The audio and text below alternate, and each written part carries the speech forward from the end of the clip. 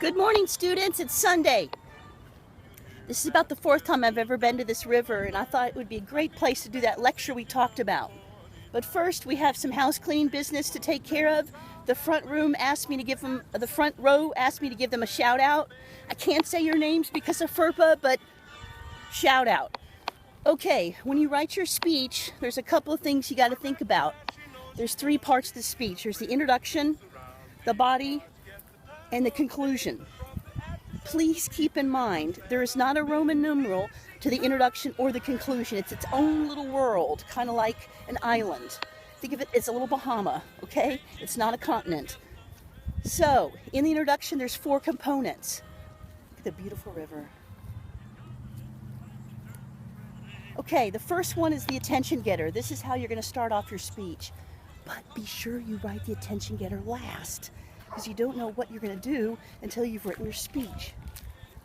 The second thing you want to have is your statement of credibility. That's why you're credible to talk about that topic. The third thing you're going to have is your pointer, or motivate the audience to listen. Why should they care about your speech? And then finally, you're going to preview your main points. So if your main points are trees, river, and birds, you'll say, in today's speech, I'm going to talk about trees, then we'll discuss birds, and then finally we'll talk about the river, whatever order you put it in. Now, let's talk about the different ways that you can create your introduction. Let me shut this off. I don't want to bother the other river goers. In the attention getter, you can have different strategies. You could tell a story, you can use an analogy, you may even want to use some data, some startling statistical information. Perhaps you can tell us a quotation or even use some sort of reference to the occasion, and if the humor is appropriate, I would employ that. The second part is the statement of credibility. This is why you are credible to talk about this. It could be something that you've researched.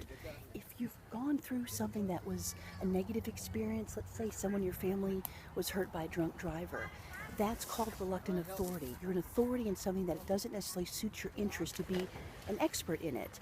That's a very, very powerful form of speaker credibility. As I said, the third aspect of the introduction is to motivate audience to listen. This is why should your audience care about your topic. This is where you want to use language like we as Texans or we as Americans, we language, so that you're providing some sort of unity between you and your audience. And then I said, finally, you're going to give the preview. Now, in my opinion, the speech preview or thesis statement should be very simple. It's not as complicated as the English professors tend to make it. It's basically enumerating what your three main points are. So once again, if the three main points are the river, trees, and birds, then just say, in today's speech, I'll be talking about the river. Then, secondly, we'll discuss trees. And then finally, we'll talk about birds. After you've gone through your speech, you're going to hit your conclusion. And this is quite simple. All you're going to do is two things. The first aspect is to review your main points. It's basically you're taking the preview of the main points and you're flipping it. So you could say, as you can see in today's speech, I talked about the river, birds, and trees, whatever order you put it in. And then the final thing is your closing, memorable closing.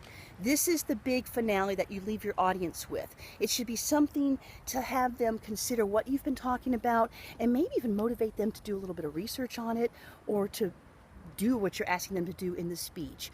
I've seen one of my favorite memorable closings was a student who gave a speech about human trafficking, and he played a 30-second video clip, and that's as long as your video clip should be.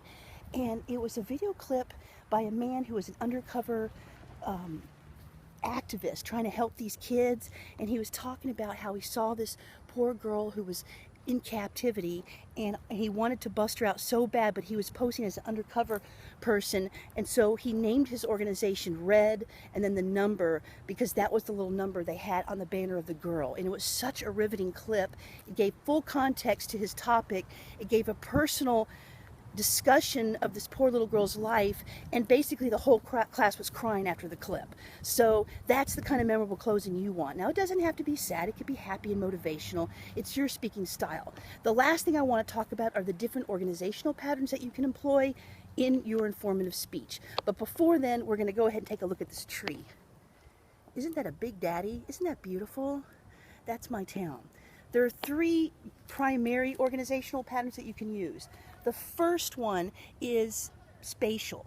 You're going to organize your speech in terms of location. So you may say, if you're giving a speech on San Marcos, Texas, you may talk about the downtown. Oh, that dog is cute. Let's go take a look at that dog. You may talk about the downtown, you may talk about the headwaters, and then finally maybe your last main point would be the historic district. You'd be organizing your 3 main points in terms of location. The second organizational pattern that you can employ for informative speech is chronological. You're organizing your data in terms of time. So if you're giving a speech on San Marcos, Texas, you may say, oh, give first main point the history of the Clovis, the second main point the history of the settlers, the third main point maybe, I don't know, Industrial Revolution, etc. The final type of organizational pattern that you can use is topical, and this is where you organize all of your ideas into main topic aspects. The cool thing about topical is it can incorporate elements of the spatial and the chronological. So your first main point of a topical speech may be the history of San Marcos. The second main point may be locations of San Marcos that you would want to visit as a tourist. And then the third main point may be future growth or whatever else you want to add in there. Where's the dog? Let's go see if we can find that dog real quick. And that's pretty much all I have to say. This is an overview to the lecture we're going to have for my crusaders. Presupposing I don't drop this in the river. You see the dog? Isn't that cool?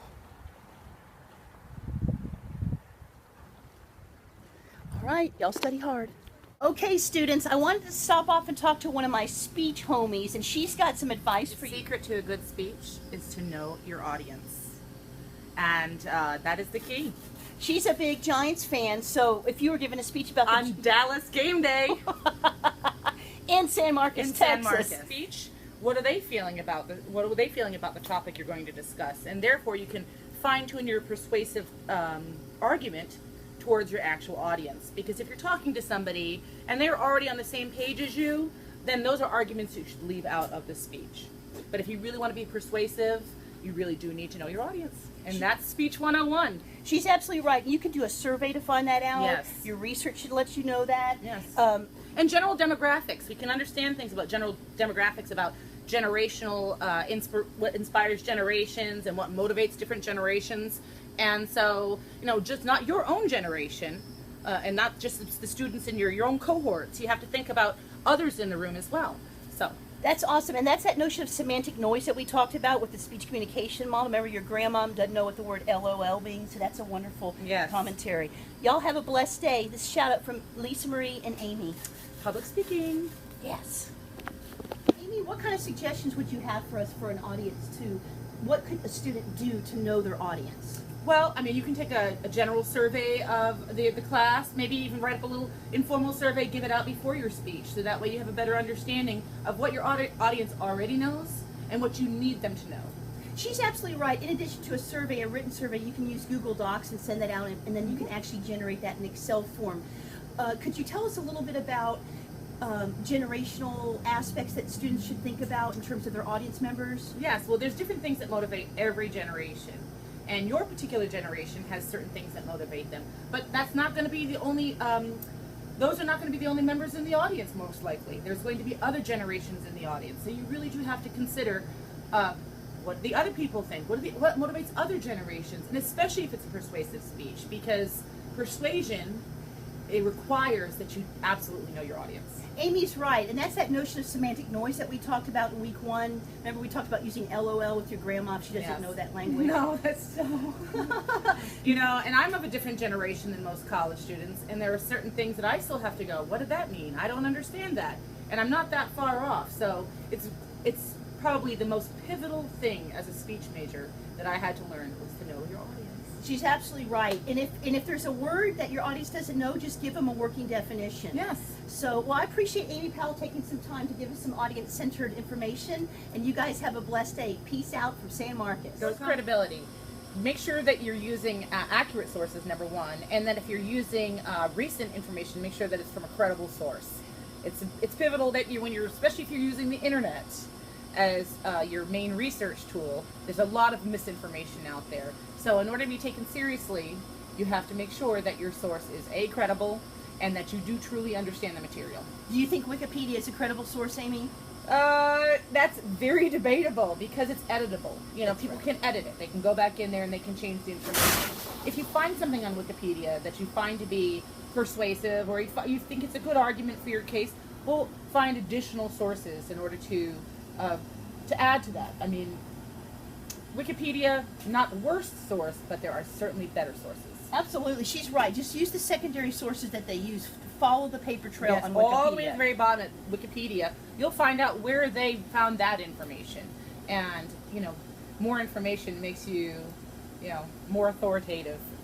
And you want to make sure it's recent evidence. So if you're giving a gun control speech, make sure it's research from this month. But if it's a speech about Abraham Lincoln, it's okay if the evidence is from 2008 because it's not anything time sensitive. Yes. And Amy's got a very good point. Make sure they're credible. They're not a hack. That they're an actual credible, American Cancer Society or something like that. And speech is a very important thing because you can be very manipulative with your sources. And if you're not using credible sources, then you can find yourself in a situation where you're really giving misinformation and it hurts your overall credibility. Did we lose our time? Oh no, I'm sorry, Amy. I thought I heard a beep. And I thought No, that's my phone. Oh, it's your phone. Okay. That's fine, us Dallas Cowboys fans. Hating. We better let her get back to her football. She's taking out her time on her day to help you guys. So Yes. thank you, Amy. No problem. Anytime.